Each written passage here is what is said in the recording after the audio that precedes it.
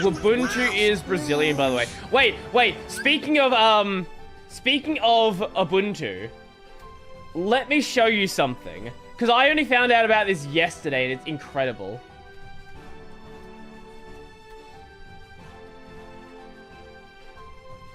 Let me mute my Kingdom Hearts audio.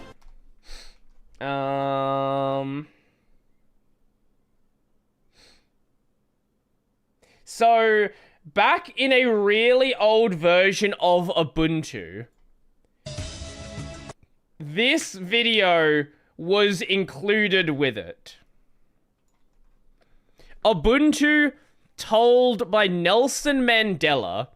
This was included with your installation of like 6.10 or 7.04, something in that range.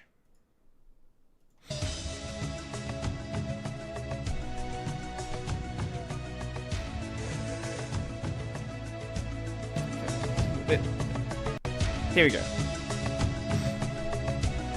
An icon of freedom in Africa and the world, an inspiring symbol of tolerance and humanity.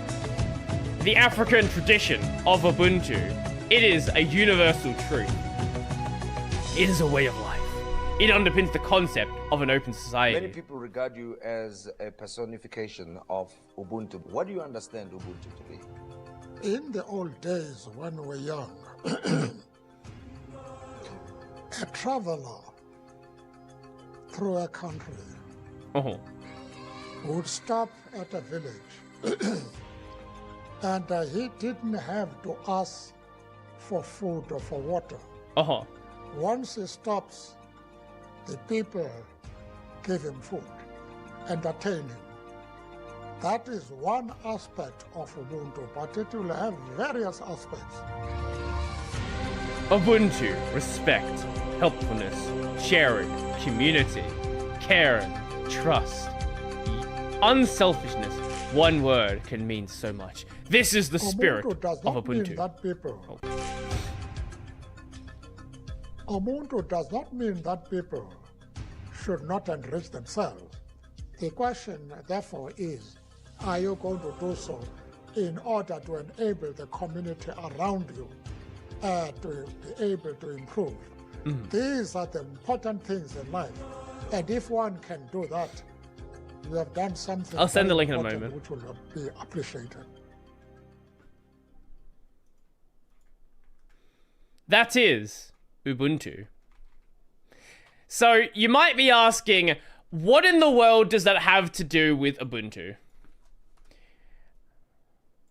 Yeah, I did make a video on the FOSS wallpapers. Give me a second. I'll find them.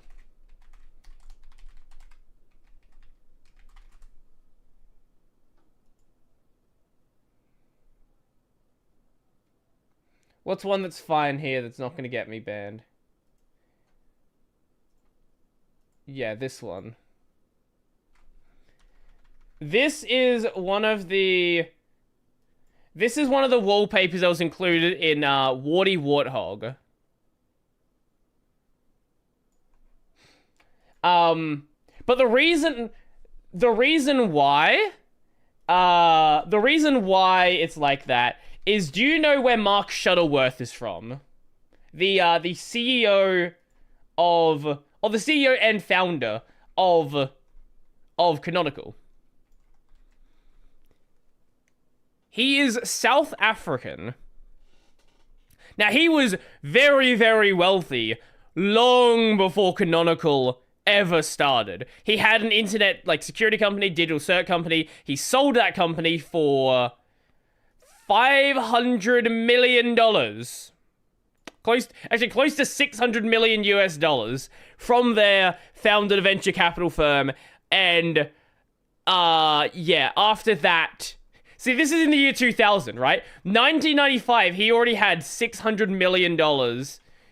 2000, he made a venture capital firm. 4 years later, he made Canonical. Also, he's been to space. Mark Shuttleworth, he's had a very, very, very successful life. Early Canonical, early Ubuntu, they did some weird, experimental marketing, and that Nelson Mandela video is part of that. Those wallpapers were a part of that. Ubuntu's always been weird, right? Like, another example of this is when Ubuntu, like, swapped over to Unity and started doing the whole, like, the Amazon integration thing. Then there was, like, the idea of convergence, where they wanted to make one operating system and one desktop across all of their devices. So across a desktop, a laptop, a phone, a tablet, a TV, and this didn't end up working out because it was just not viable and no one really cared, and they did it a bit late because by the time they already did the TV stuff, like Android TV, not Android TV, whatever it's called, Apple TV and whatever Android's alternative is, they'd already like become a thing and started having like early adoption.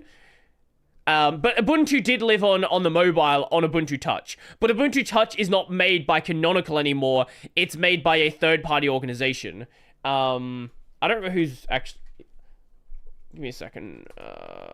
Ubuntu Touch. Who makes Touch now? UbiPorts. Yeah, UbiPorts are the current developer of Ubuntu Touch. But this used to be a Canonical product.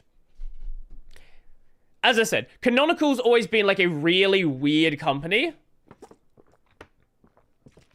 that does really weird and experimental things. And I think snaps are a part of this idea as well, right? Nobody outside Canonical land cares about snaps. But